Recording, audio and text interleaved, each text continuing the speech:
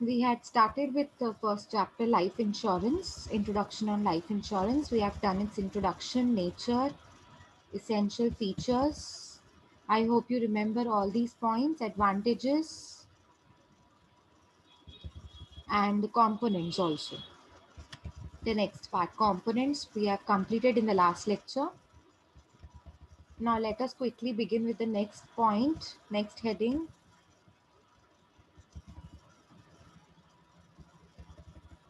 We have done this human life component also.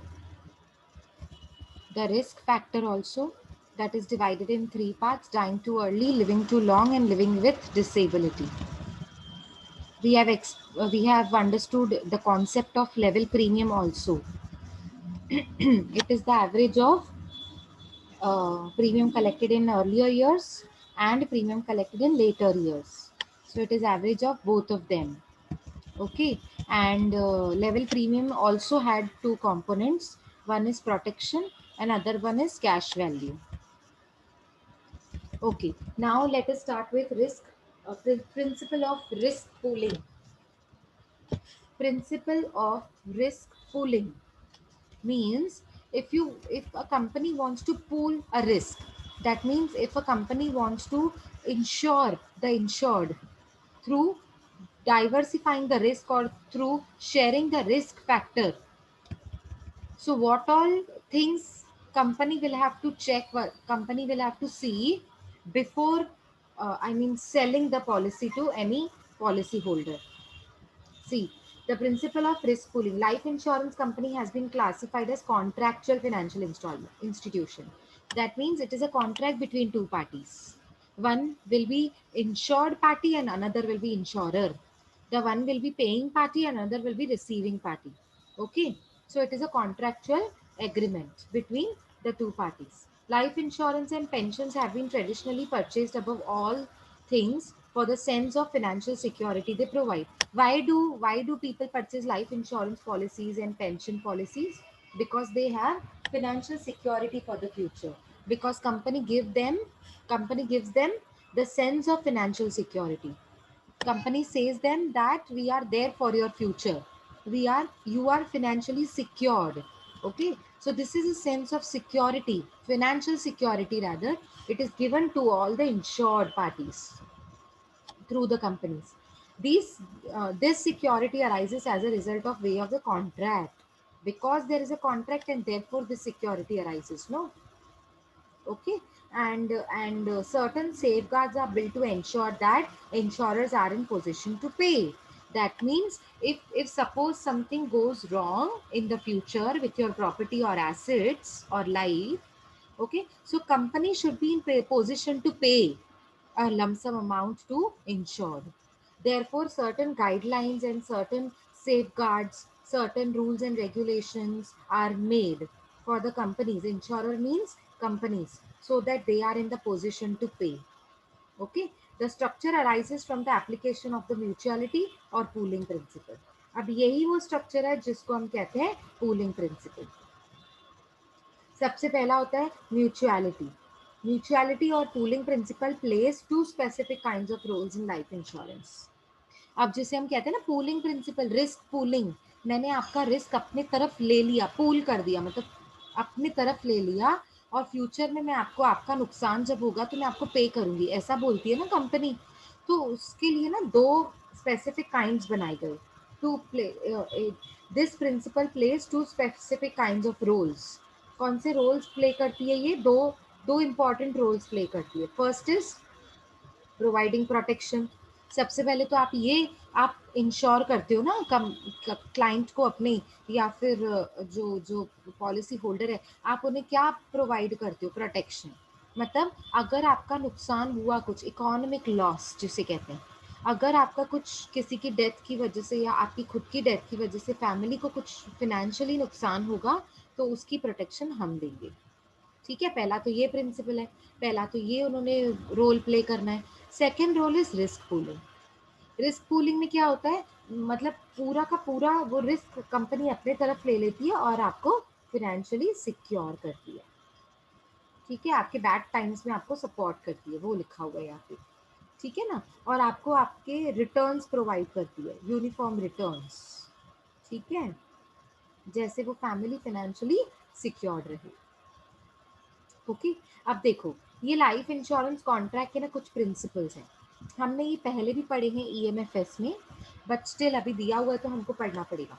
देखो utmost good faith, ये क्या पढ़ रहे हैं हम लोग, लाइफ इंश्योरेंस कॉन्ट्रैक्ट के प्रिंसिपल्स। अगर ये principle if it is lacking somewhere then the contract is null and void, contract becomes invalid, contract becomes null and void, बोलते ना ये कॉन्ट्रैक्ट अभी नल एंड वॉइड हो गया, मतलब अभी ये कॉन्ट्रैक्ट लागू नहीं होता है, इलीगल कॉन्ट्रैक्ट है ये, वो तब बोला जाता है जब उसके प्रिंसिपल्स को हम फॉलो नहीं करते। तो सबसे पहला है अटमोस्ट गुड फेथ। अब अटमोस्ट गुड फेथ का मतलब आपको मैंने ईएमएफएस के टाइम पे समझाया था, that every party must disclose all the material facts related to subject matter of insurance. Means company को भी अपने टर्म्स एंड कंडीशंस के बारे में सब कुछ डिस्क्लोज करना है, कुछ छुपाना नहीं है। और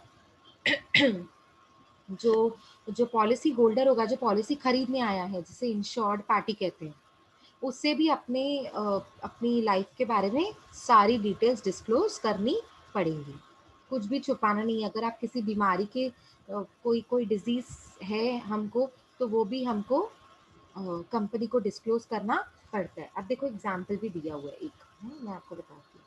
ये देखो, David made a proposal for an insurance policy at the time of applying for the policy. अब डेविड इंश्योर्ड पार्टी है, कस्टमर है, उसने अपना एप्लीकेशन भरा पॉलिसी अप्लाई करने के टाइम पे। David was suffering under treatment of diabetes. कौन सी ट्रीटमेंट चल रही थी उसकी, कौन सा बीमारी का नाम लिखा हुआ है, डिजीज कौन सी है यहाँ पर, डायबिटीज। तो डेविड किससे सफर कर रहा था, डायबिटीज से। ही वॉज इन थर्टीज, मतलब वो 30 ईयर्स में था, वो कुछ 30, 35, 36 ऐसे कुछ उसकी एज होगी, 30s में था, मतलब 30 और 40 के बीच में था वो।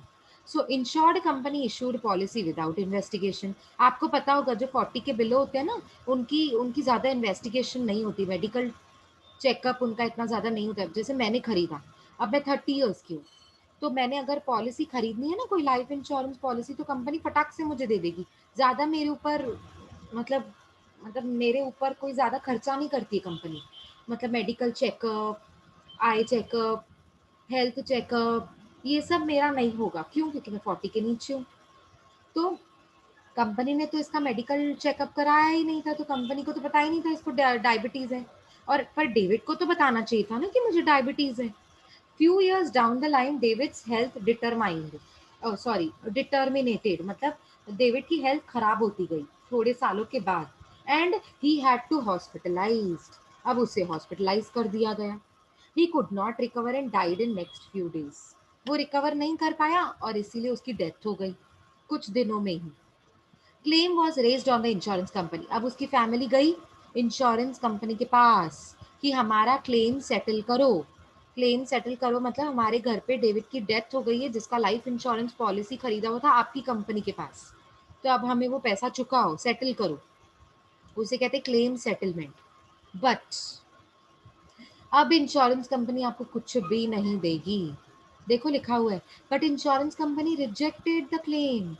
क्यों कंपनी नहीं दे रही है? क्योंकि अटमोस्ट गुड फेथ का जो प्रिंसिपल था वो डेविड ने फॉलो नहीं किया। During the investigation insurance company came to know, जब इन्वेस्टिगेशन चल रही थी ना डेथ के टाइम पे, तो इंश्योरेंस कंपनी को तब पता चला कि David was suffering from the diabetes. जबकि पता कब लगना चाहिए, डेथ के टाइम पे कि पॉलिसी इशू करने के टाइम पे? पॉलिसी इशू पॉलिसी करने के इशू। टाइम पर। हाँ, मतलब बिगिनिंग पीरियड में डेविड को बता देना चाहिए था कि मैं डायबिटिक हूँ, तो कंपनी उस हिसाब से आपसे प्रीमियम चार्ज करती ना। आपने कंपनी को धोखा दिया। आपकी डेथ किसकी, हमारी डेथ किसकी वजह से हो रही है? डायबिटीज की वजह से। अब ये डेथ का रीजन जो है वो तो क्लेम्स में टर्म्स एंड कंडीशंस में स्टेटेड ही नहीं था, मतलब कंपनी को धोखा दिया गया, तो कंपनी इसीलिए आपको कुछ भी पेमेंट नहीं करती। देखो hence insurance contract was declared null and void and claim was rejected. इतना ब्यूटीफुल एग्जांपल है। समझ आया? Yes clear ma'am. है? Yes ma'am. हम्म, तो हमको ना सारे मटेरियल इंफॉर्मेशन, मटेरियल यहाँ पे मटेरियल मतलब वो क्लॉथ मटेरियल नहीं, यहाँ पे मटेरियल का मतलब है इम्पॉर्टेंट। तो यहाँ पे ना हम एग्जाम्पल्स क्यों पढ़ रहे हैं, क्योंकि हमको समझना है कि इम्पॉर्टेंट इंफॉर्मेशन हमको जब हम प्रपोज करते हैं ना, पॉलिसी शुरुआत करते हैं, तभी से ही डिस्क्लोज कर देनी चाहिए। Should disclose which making while, while होना चाहिए, वो विच नहीं होना चाहिए, ये थोड़ा ग्रामेटिकल मिस्टेक है। Should disclose while making a proposal, मतलब शुरुआत में जब ये प्रपोजल दोनों पार्टीज के बीच में बन रहा है कॉन्ट्रैक्ट, तब से ही हर एक मटेरियल फैक्ट को डिस्क्लोज करना चाहिए। मटेरियल फैक्ट मतलब material information, important information. Is it clear everybody? Yes, ma'am. Yes. अभी ऐसे कौन सी ऐसी चीजें जो आपको डिस्क्लोज करनी पड़ती हैं? देखो, some examples of material information, मतलब ऐसे कौन से इंपॉर्टेंट इंफॉर्मेशंस हैं जो आपको भी कंपनी को बताना चाहिए, कंपनी को भी आपको बताना चाहिए। देखो, सबसे पहले तो लाइफ इंश्योरेंस में कौन से ऐसे फैक्ट्स होते हैं। अगर मैं लाइफ इंश्योरेंस पॉलिसी खरीद रही हूँ, तो मुझे अपने बारे में क्या क्या बताना होता है कंपनी को।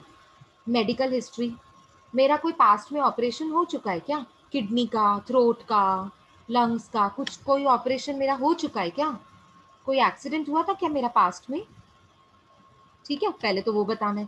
फैमिली हिस्ट्री बतानी है कि आपको कोई हेरिडिटरी इलनेस है। अब मैम ये हेरिडिटरी इलनेस क्या होता है? हेरिडिटरी का मतलब क्या होता है? जो जो हमको विरासत में मिलती है ना, जैसे पापा को Generation to gen. हाँ हाँ, generation to generation, very good very good, मतलब शॉर्ट में आपने बता दिया सब कुछ। जनरेशन टू जनरेशन जो पास ऑन होता है उसको बोलते हैं हेरिडिटरी। अभी हेरिडिटरी इलनेस भी होती है क्या कोई? हाँ बिल्कुल होती है, डायबिटीज बिल्कुल होती है, स्किन प्रॉब्लम, आपने देखा होगा वो स्किन पे किसी को एलर्जी है, तो अगर मॉम को है तो उसके बच्चे को भी हो सकती है ना। प्रेगनेंसी के टाइम पे अगर मॉम को हुई थी, अगर मदर को हुई थी, तो बॉर्न के बाद उसके बच्चे को भी हो सकती, पॉसिबिलिटीज हैं कि नहीं है? है मैम। हाँ। है अब मैम। देखो नेक्स्ट, हैबिट्स लाइक, अगर आपकी कोई ऐसी हैबिट है स्मोकिंग, ड्रिंकिंग, ड्रिंकिंग मतलब पानी वाला ड्रिंकिंग नहीं, वो wine and beer and all that, alcohol. हाँ alcoholic drinking, very good. So यहाँ पे अगर आपको कोई हैबिट्स हैं तो वो भी कंपनी को सच सच बताना पड़ेगा, क्योंकि स्मोकिंग की वजह से हमारे लंग्स खराब होते हैं, लंग्स की वजह से हमारे ऑपरेशंस होते हैं अगर हम स्मोक करते हैं तो, ठीक है ना। तो कंपनी को तो बताना पड़ेगा ना कि मैं स्मोक, चेन स्मोकर हूँ, मैं बहुत स्मोक करती हूँ, ये तो बताना पड़ेगा।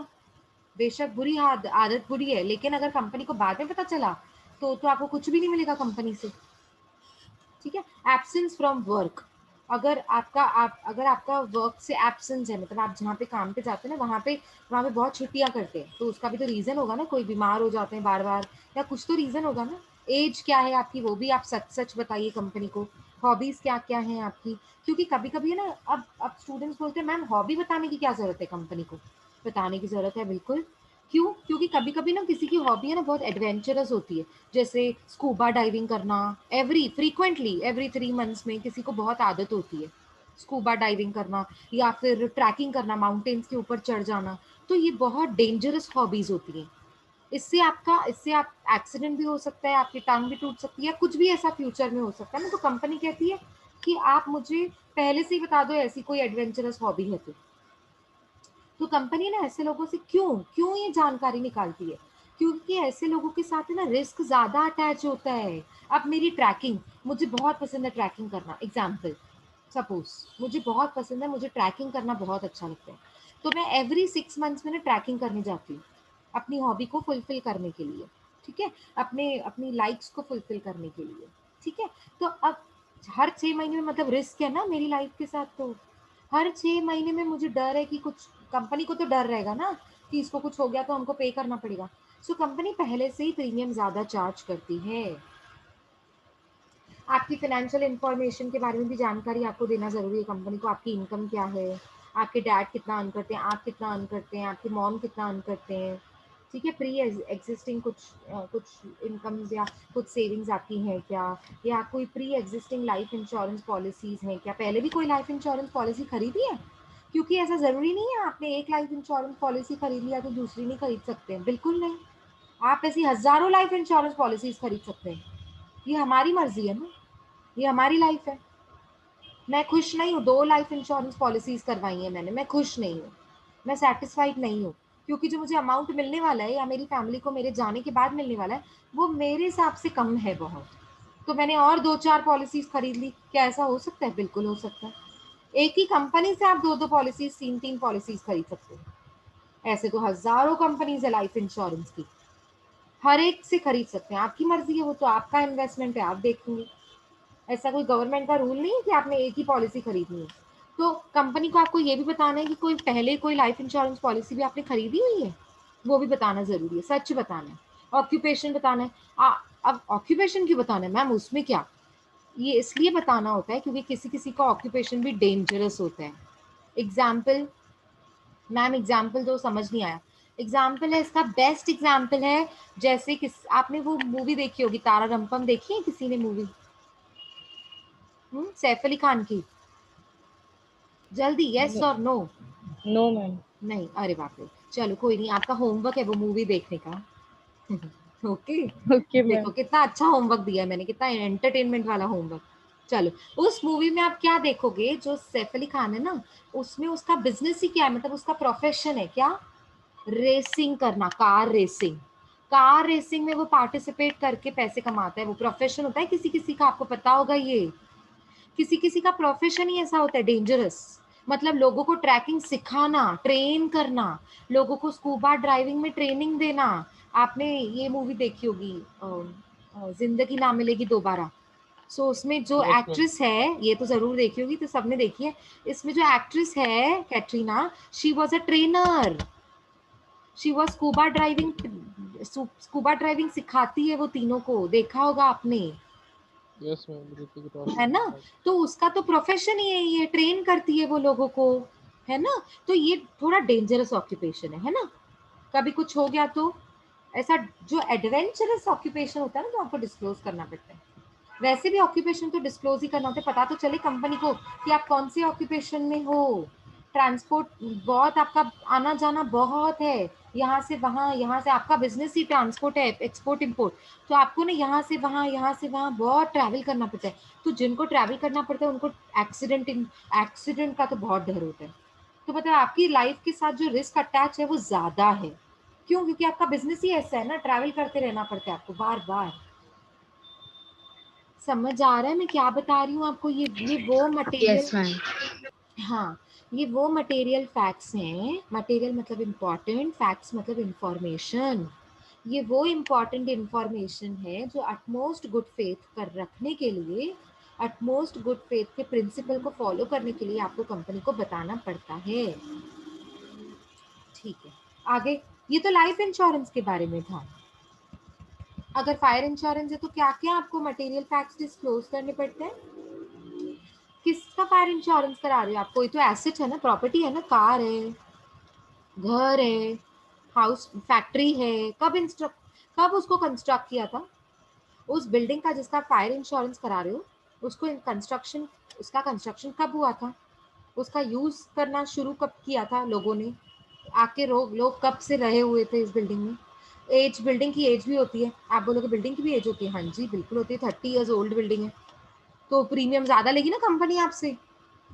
30 ईयर्स पुरानी बिल्डिंग की प्रीमियम भी ज्यादा होगा। क्यों? क्योंकि उसके साथ रिस्क भी ज्यादा अटैच है। 30 साल पुरानी बुड्ढी बिल्डिंग हो गई है, कभी भी टूट सकती है, कुछ भी हो सकता है।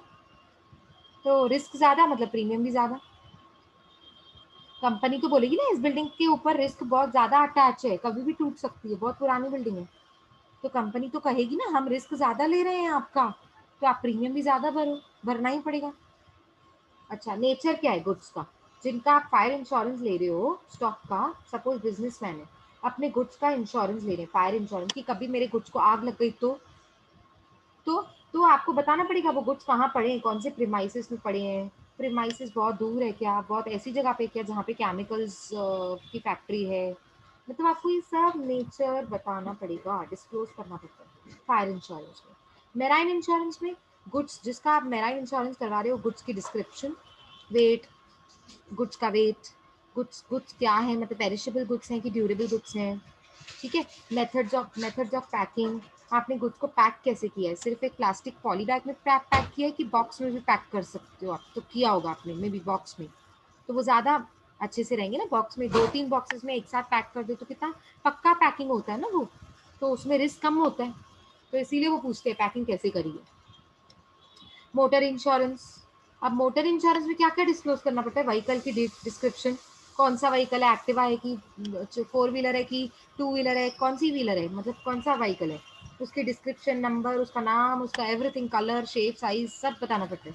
डेट ऑफ परचेज, कब गाड़ी खरीदी थी, डिटेल्स ऑफ ड्राइवर, मतलब जो ड्राइव करता है, अभी समझो ट्रक है तो ट्रक ओनर थोड़ी ड्राइव करता है, वो तो ड्राइवर ड्राइव करेगा, उसके लिए आप अलग ड्राइवर को अपॉइंट करते हैं। अभी एक्टिवा है तो वो तो मैं खुद ही ड्राइव करती हूँ, तो मेरा नाम बताऊंगी मैं।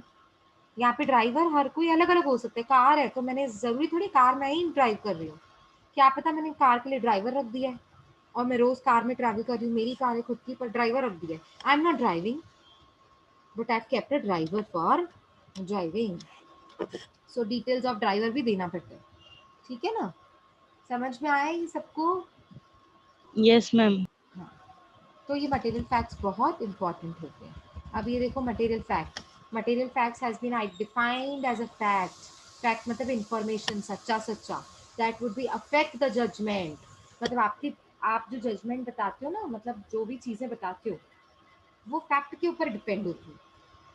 जो भी हम बाद में बताते हैं ना कि इसकी डेथ क्यों हुई, उसका जजमेंट क्या था, उसका रीजन क्या था, हमने जजमेंट बिठाई कि इसकी डेथ डायबिटीज की वजह से हुई है, तो ये डायबिटीज को बताना पड़ेगा ना आपको, ये फैक्ट कंपनी को बताना पड़ता है, समझा? Of an insurance underwriter in deciding whether to accept the risk and if so the rate of premium, the terms and conditions, मतलब ये सब आपको डिटरमाइन करना पड़ता है। देखो जब आप बताओगे डायबिटीज थी, तब तो कंपनी को पता चलेगा ये रिस्क मुझे एक्सेप्ट करना है कि नहीं करना है, क्या मैं ये रिस्क ले सकती हूँ सामने वाले पर्सन का, डायबिटिक पेशेंट का।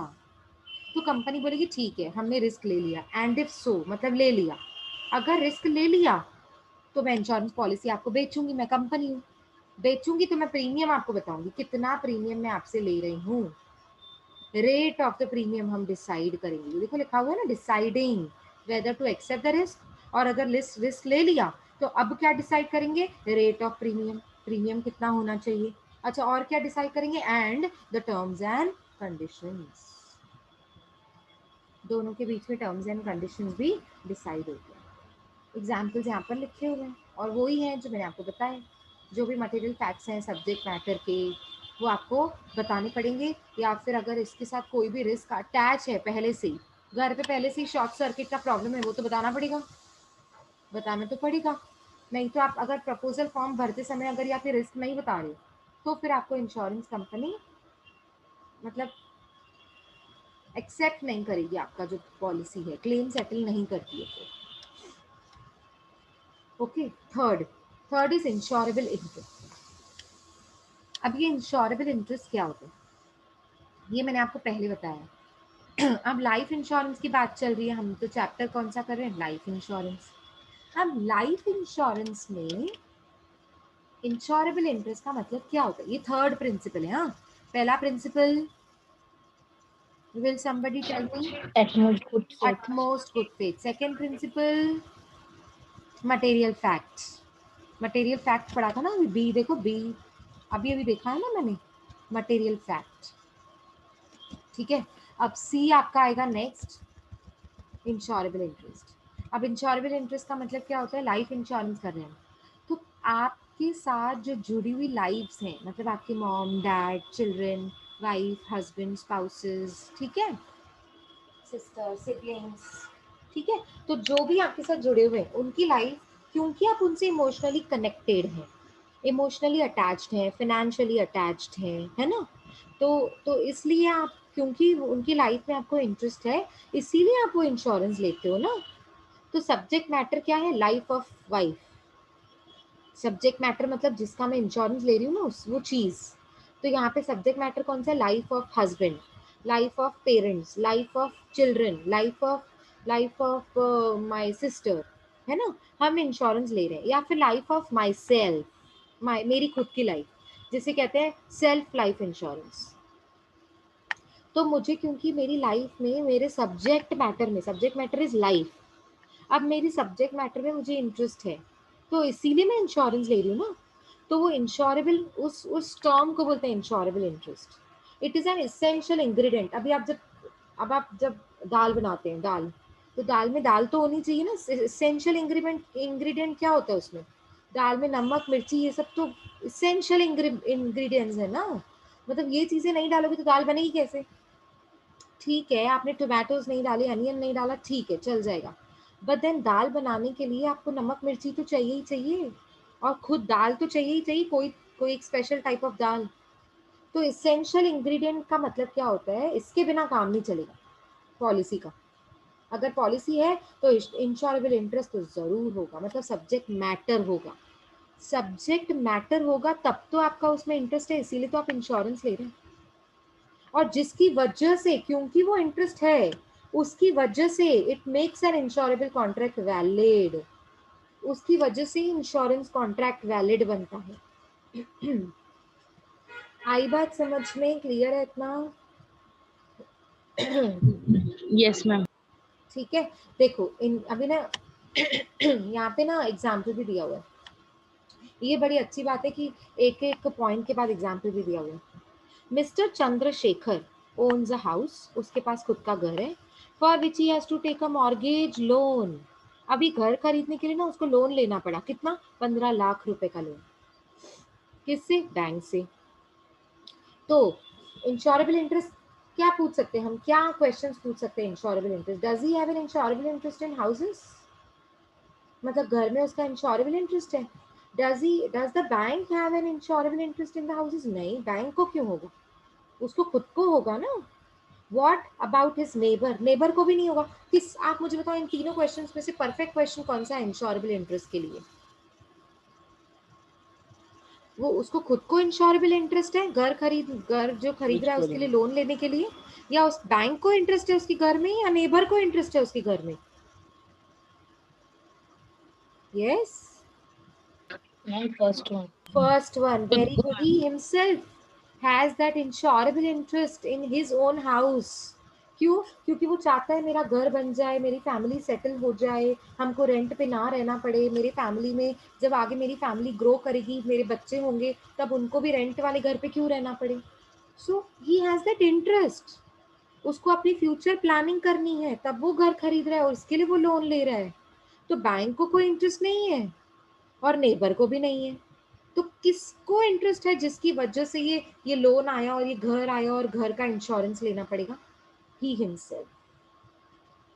चंद्रशेखर. समझा अभी? So it is just an example to make you clear कि इंश्योरेबल इंटरेस्ट किसको होता है और क्या होता है और किस चीज के लिए होता है. ठीक है ना. यहाँ पे तो घर का एग्जाम्पल था, वैसे मैंने आपको लाइफ के बारे में भी बता दिया. Next is proximate clause. Cause, sorry, clause नहीं, कॉज. कॉज मतलब रीजन. क्लॉज नहीं, हाँ सॉरी, क्लॉज की बात नहीं करी. क्लॉज मतलब टर्म्स एंड कंडीशंस होते हैं. यहाँ पे मैं कॉज की बात करी. CAUSE. कॉज का मतलब होता है रीजन. हम बोलते हैं ना कॉज एंड इफेक्ट. मतलब इसका रीजन ये था और इसका इफेक्ट ये हुआ. इसका प्रभाव इतना पड़ा. क्योंकि रीजन ये था तो प्रभाव ये पड़ा. हम हिंदी में ऐसे कहते हैं ना.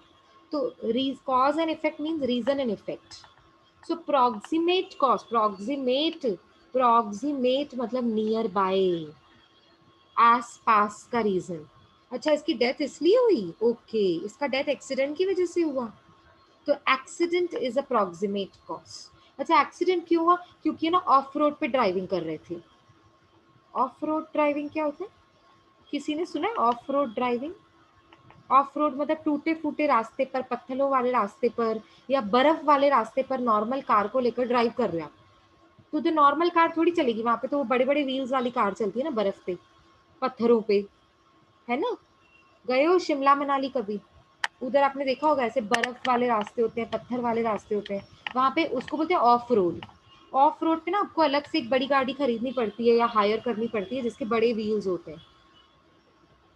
ठीक है. तो अगर आप नॉर्मल गाड़ी लेके जा रहे हो तो वहां पे एक्सीडेंट तो फॉर श्योर है. ठीक है. तो इसका मतलब है प्रॉक्सिमेट कॉज. मतलब एक्सीडेंट क्यों हुआ? क्योंकि ऑफ रोड पे ड्राइविंग हो रही थी. तो आसपास का रीजन, और वो आसपास का रीजन आपकी पॉलिसी में इंक्लूड होना चाहिए, तब जाके कॉन्ट्रैक्ट वैलिड होता है. ये बता रहे वो यहाँ पर. प्रोक्सीमेट हम बोलते हैं ना, अप्रोक्सीमेटली मेरा आंसर है ना इतना आ रहा है, हम ऐसे बोलते हैं अप्रोक्सीमेट। प्रोक्सीमेट प्रोक्सीमेट मतलब नियर बाय, आस पास, नियर बाय। कॉज रीजन, ठीक है ना। तो proximate cause is defined as active and efficient. पहली बात तो वो एक्टिव होना चाहिए, सच में हुआ रहना चाहिए, और एफिशिएंट कॉज होना चाहिए, मतलब इनएफिशिएंट नहीं, लागू लागू जो होता है वो रीजन होना चाहिए, that sets in motion a chain of events. मतलब ये डेथ क्यों हुई, अच्छा ऑफ रोड पे ड्राइविंग कर रहे थे, ऑफ रोड पे ड्राइविंग कौन सी कार से कर रहे थे, वो चेन, मतलब एक एक रीजन आप बता रहे हो उसको, chain of events which brings about a result, मतलब पता चले कि अच्छा इसकी वजह से ये एक्सीडेंट हुआ।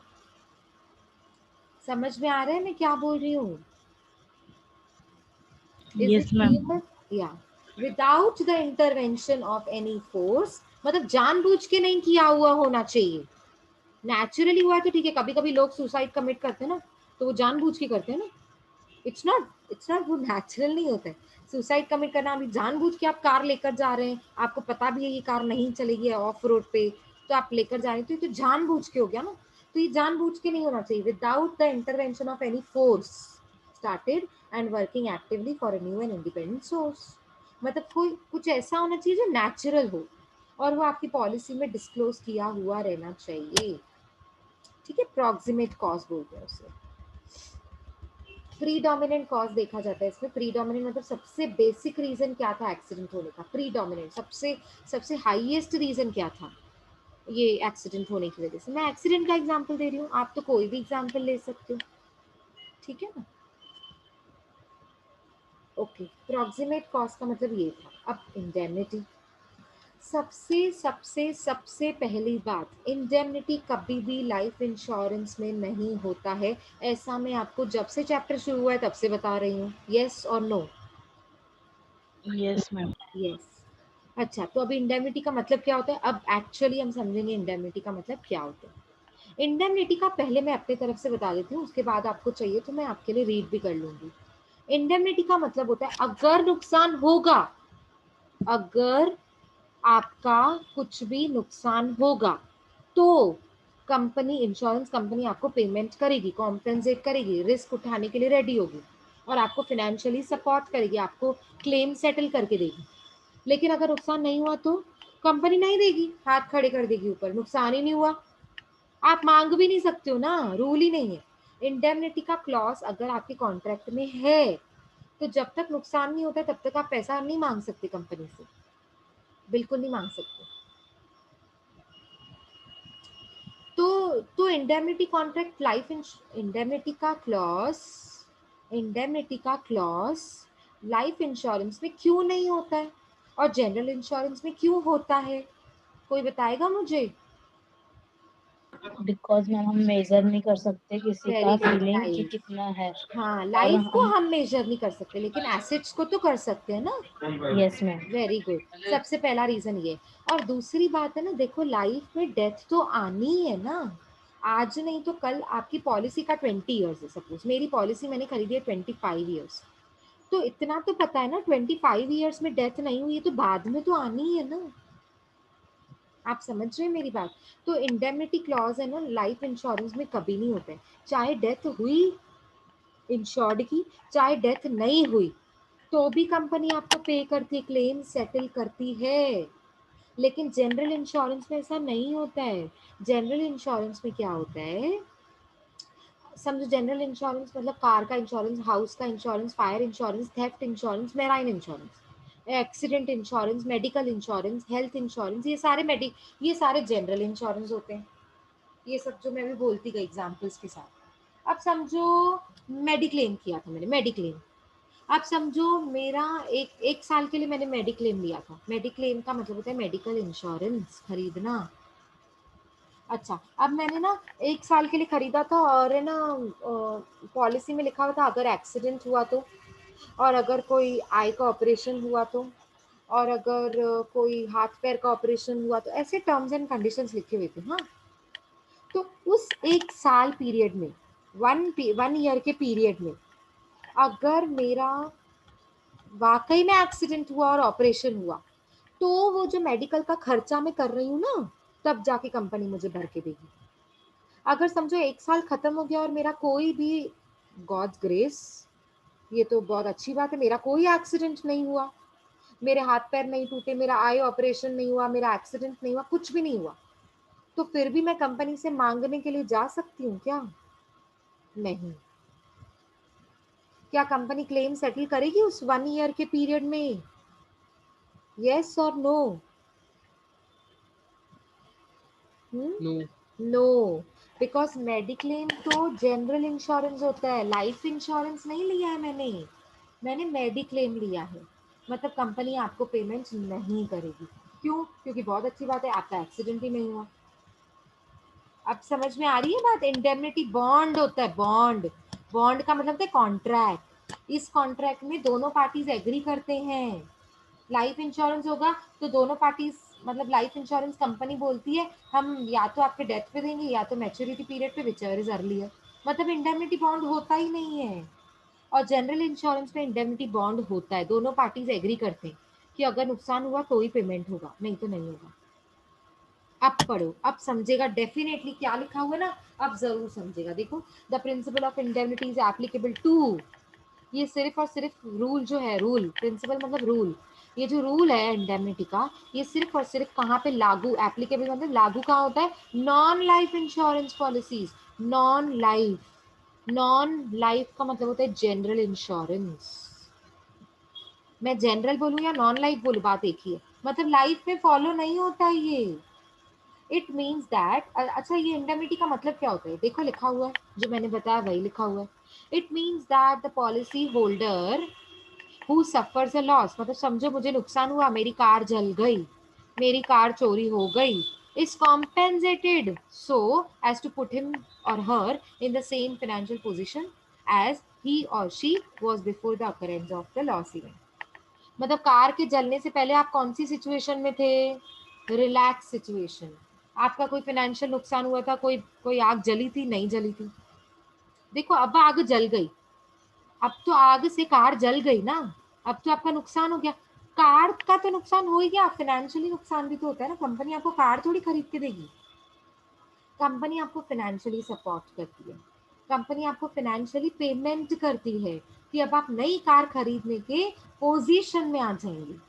तो ये वही तो कह रहा है कि जब आपका नुकसान हुआ तो कंपनी आपको कॉम्पेंसेट करती, कॉम्पेंसेट का मतलब नुकसान की भरपाई करती कंपनी आपको देती है, सो दैट आप वापस उसी फाइनेंशियल पोजीशन पे आ जाएं जैसे आप पहले थे, before the occurrence of the loss event. मतलब जब कार जली थी, लॉस इवेंट मतलब आपका जब ये नुकसान हुआ उसके पहले आप जिस पोजीशन में थे ना, उसी पोजीशन पे वापस आ जाए, नई कार खरीदने के पोजीशन में आ जाएंगे आप। लेकिन अगर नुकसान नहीं हुआ तो पेमेंट नहीं मिलेगी। वो एग्जाम्पल नीचे लिखा हुआ है, पढ़िए। Ram has suffered his, Ram has insured his house worth rupees 10 lakhs for full amount. मतलब आपने 10 लाख की 10 लाख का घर का इंश्योरेंस लिया है। अच्छा, घर पे आग लग गई और 70,000 का नुकसान हुआ, 70,000 का नुकसान हुआ। आपने इंश्योरेंस कितना लिया था? पूरे घर का 10 लाख रुपए का। लेकिन घर का एक छोटा सा पार्ट जल गया, 70,000 का नुकसान हुआ, तो कंपनी क्या आपको 10 लाख रुपए देगी? पूरे घर का पैसा देगी? नहीं, जितना नुकसान हुआ उतना देगी, जितना नहीं हुआ उतना नहीं देगी। इसी को ही तो बोलते हैं इंडेमनिटी। नुकसान नहीं हुआ तो नहीं मिलेगा, नुकसान हुआ और जितना हुआ उतना ही मिलेगा। नो फर्दर अमाउंट, लास्ट में लिखा हुआ है। Company will pay him amount of ₹70,000 and insured party can not claim further amount. आप उसके आगे मांग भी नहीं सकते कंपनी से, आपको मिलेगा भी नहीं, आप मांग भी नहीं सकते। Is that clear? Yes ma'am. Okay, now subrogation. अब ये मैंने पहले आपको ईएमएफएस में सिखाया हुआ है। सब्रोगेशन क्या होता है? सब्रोगेशन मीन्स जब आपकी कार का, घर का, या जो भी कुछ भी आपकी प्रॉपर्टी का नुकसान हुआ, नुकसान होने के बाद जब आपको कंपनी पेमेंट करती है ना, तो अब जैसे जो कार डैमेज हो गई, जो स्टॉक डैमेज हो गया, खराब हो गया, तो उसकी पूरी रिस्पॉन्सिबिलिटी कंपनी ले लेती है। मतलब वो जली हुई कार, टूटी हुई कार एक्सीडेंट के बाद वो आप नहीं रख सकते, वो कंपनी अपने पास ले लेती है, जिसे सब्जेक्ट मैटर बोलते हैं ना। सब्जेक्ट मैटर मतलब कार, जिसमें मुझे इंश्योरेंस, मुझे इंटरेस्ट था तो मैंने इंश्योरेंस लिया था। तो वो जो सब्जेक्ट मैटर है ना, जो डैमेज हो गया, जो जल गया, जो एक्सीडेंट के बाद खराब हो गया, टूट फूट गई कार, वो कार आपको रिटर्न करनी पड़ती है कंपनी को, जबकि है आपकी, पर आप कंपनी को दे दोगे। क्यों? क्योंकि कंपनी ने आपको उसी के लिए तो पेमेंट किया। जब आपको पेमेंट मिल चुकी है तो वो टूटी फूटी कार क्यों रखना है आपको? मतलब ये तो चिट्ट भी तेरी पट्ट भी तेरी वो केस हो जाएगा। मतलब आपको पैसा भी मिला, प्लस टूटी फूटी कार आप मार्केट में स्क्रैप वैल्यू पे बेचोगे, उसका भी तो आपको 5-10 हजार मिलेगा ना। ये तो दोनों बेनिफिट आप ले रहे हो, ये तो गलत बात है। इसीलिए कंपनी ने प्रिंसिपल बनाया सब्रोगेशन।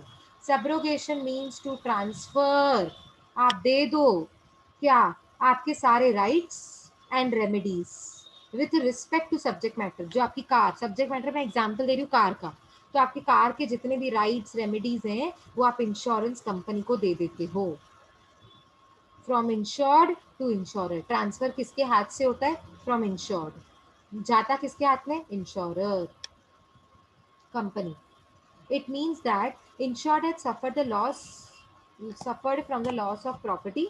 आपको प्रॉपर्टी का नुकसान हो गया क्योंकि नेग्लिजेंस था, थर्ड पार्टी की वजह से भी कुछ नुकसान हो सकता है। कभी कभी नेबर के घर की वजह से हमारा घर खराब होता है, leakage problem and all. has been indemnity sorry has been indemnified, ये थोड़ा मिस्टेक है यहाँ पर grammatical. It has been indemnified by the insurer. Indemnified का मतलब नुकसान हुआ तो पे कर दिया ना, आपको इंश्योरर ने पे कर दिया। किसके लिए पे किया? For that loss the right to collect the damages from the negligent party. मतलब आपका जो नुकसान हुआ था, कंपनी ने आपको पूरा का पूरा पे कर लिया। तो पे करने के बाद तो आप अपनी वो प्रॉपर्टी सामने वाले को दे दोगे ना, जैसे मैंने कार का एग्जांपल दिया। Mister Suresh dies in an air crash, मतलब प्लेन में वो ट्रैवल कर रहा था, प्लेन क्रैश हो गया, तो मिस्टर सुरेश की डेथ हो गई। His family is entitled to collect full sum assured rupees 50 lakhs from the insurer who have issued a personal accident policy plus compensation paid by airline says 15 lakhs। तो अब airline आपको कितना पे कर रही है? 15 lakhs, क्योंकि वो जो प्लेन क्रैश हो गया वो 15 lakhs आपको कहाँ से मिल रहा है? एयरलाइन से, मतलब जो जो इंडस्ट्री थी, एयरलाइन इंडस्ट्री थी, वहां से आपको 15 lakhs मिल रहे हैं। लेकिन ये 15 lakhs आप नहीं रख सकते हो, ये आपको इंश्योरेंस कंपनी को देना पड़ेगा। क्यों? क्योंकि कंपनी तो आपको 50 lakhs रुपीज दे रही है ना। जो इंश्योरेंस पॉलिसी के 50 lakhs रुपीज थे, 50 लाख रुपए, वो तो आपने इंश्योरेंस कंपनी से ले लिए। अब जो एयरलाइन इंडस्ट्री है, सपोज एयर इंडिया, तो एयर इंडिया अपनी तरफ से हर एक कस्टमर की फैमिली को 15 lakhs दे रही। क्यों? क्योंकि उनकी मिस्टेक की वजह से प्लेन क्रैश हुआ और उनका फैमिली मेंबर चला गया ना, तो कंपनी ने उस फैमिली को 15 lakhs रुपीज दिए। पर ये फैमिली नहीं रख सकती है 15 lakhs। क्यों? क्योंकि जो डेथ हुई ना एक्सीडेंट की वजह से, उसका पहले से ही आपको कंपनी, लाइफ इंश्योरेंस कंपनी ने आपको 50 लाख रुपए दे दिए। तो जो ये 15 लाख रुपए एयरलाइन इंडस्ट्री से मिल रहे हैं ना, वो आप नहीं रख सकते। सब्रोगेशन रूल बोलता है ये 15 लाख रुपए कंपनी लेकर जाती है। कौन लेकर जाता है ये? Company. Yes. Is it clear everybody? हो गए सारे प्रिंसिपल्स हो गए। अभी ये नेक्स्ट पॉइंट है, जो हमारा लेक्चर वैसे हो गया है, हम लोग नेक्स्ट लेक्चर में डिस्कस करेंगे about determinants of risk premium. Is it okay? So how many principles? सबसे पहला प्रिंसिपल क्या था? Utmost good Utmost faith. good very good, utmost good faith, जिसका मैंने डेविड का एग्जांपल दिया, डायबिटीज वाला, ठीक है ना। सेकंड क्या था? Material fact. Material fact, very good, ये रहा। जो जजमेंट होती है ना वो मटेरियल फैक्ट पे डिपेंड करती है। थर्ड क्या था? Insurable interest. मतलब सब्जेक्ट मैटर में आपको इंटरेस्ट होता है, इसीलिए आप इंश्योरेंस लेते हैं. Next, Proximate cause. Proximate cause मतलब near by cause. Near by reason क्या था जब ये नुकसान हुआ? इंडेमनिटी. नेक्स्ट है आपका इंडेमनिटी, मतलब Indemnity. लाइफ इंश्योरेंस में कभी भी इंडेमनिटी नहीं होता.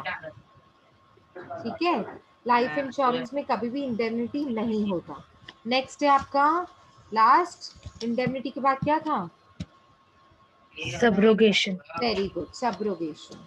दैट मीन्स जो लॉस होने के बाद, डैमेज होने के बाद आपका जो राइट्स, आपके जो हक में जो भी चीजें हैं वो आप कंपनी को ट्रांसफर कर देते हैं जिसका इंश्योरेंस लिया था. अभी हम लाइफ के बारे में पढ़ रहे थे, तो लाइफ इंश्योरेंस का वो एयरलाइन इंडस्ट्री का मैंने एग्जांपल दिया ना, एरोप्लेन का.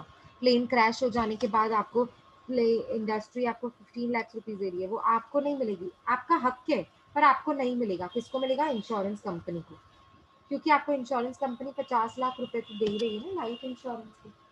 तो इसे कहते हैं subrogation. Is that clear? Yes, ma'am. Yes, ma'am. Okay. So we will continue in the next lecture. Till then, please keep revising. Okay? Okay, ma'am. Yeah. Take care, everybody. Shall I wind up the lecture? कोई है lecture? नहीं तो मैं leave करूँ meeting. Ma'am, आप leave करो. FA का lecture है. ओके, तो लक्ष्मी आपको बना देती हूँ host. Okay, ma'am. Okay, bye everybody, take care.